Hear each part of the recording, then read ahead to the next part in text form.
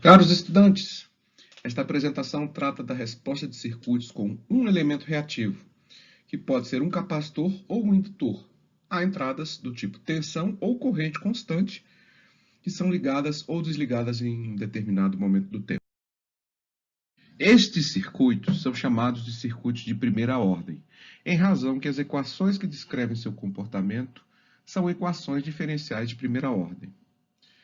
Para a resposta geral de circuitos lineares invariantes no tempo, o estudo de circuitos de primeira e de segunda ordem permite conhecer as características principais de circuitos mais complicados. Inicialmente, iremos nos concentrar na resposta natural destes circuitos, pois a resposta forçada também pode ser obtida desta devido ao uso de fontes equivalentes representando as condições iniciais.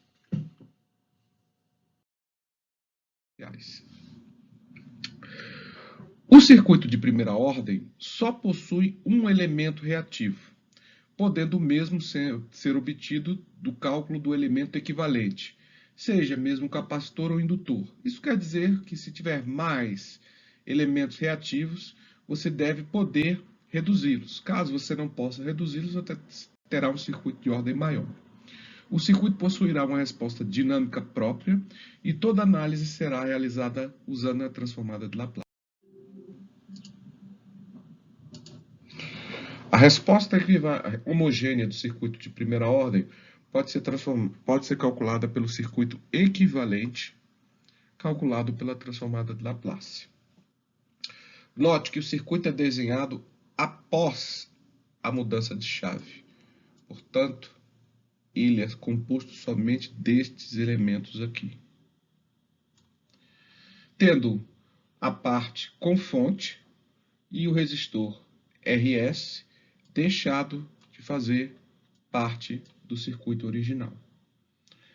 A influência desses mesmos está presente na condição inicial, representada pela fonte de tensão V0 sobre S.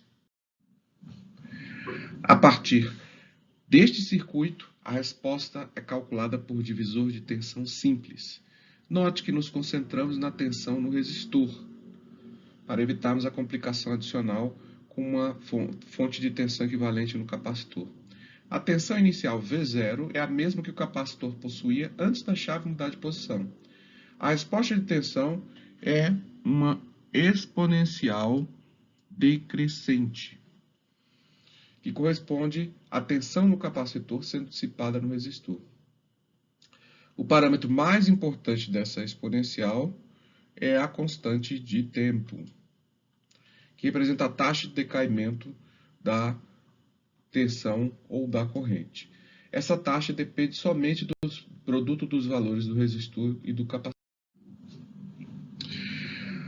Uma situação similar ocorre para circuitos de resposta forçada. Note que, neste caso, tanto o capacitor quanto o indutor têm condições iniciais nulas, o que evita a presença de fontes equivalentes, representando as condições iniciais, e permite que façamos o divisor de tensão simples, naturalmente, após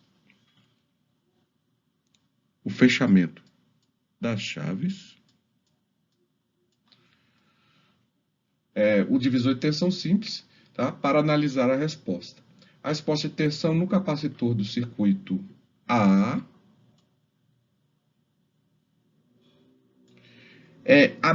tem a mesma forma da resposta de tensão no resistor do circuito B. Tá? Note que à medida que o tempo vai passando, o valor da tensão tende ao valor constante da fonte de tensão. Além dessas técnicas, todo o arsenal de circuitos resistivos pode e deve ser utilizado, a saber, o teorema de Thevenin e de Norton, transformação de fontes e o uso de circuitos equivalentes podem, por vezes, ser usados para a caracterização de circuitos de primeira ordem. Note que a transformada de Laplace é fundamental nessa. Aqui estão exemplos para o uso das técnicas de circuitos resistivos para a análise de dinâmica de circuitos. O cálculo das condições iniciais, por exemplo, a tensão no capacitor e a corrente inicial no indutor, é, no final das contas, o problema do cálculo da tensão em um circuito aberto e da corrente em um curto-circuito. No primeiro caso, determinamos a tensão no ramo do capacitor quando o mesmo é retirado. E no segundo caso, calculamos a corrente no ramo do indutor quando o mesmo é retirado.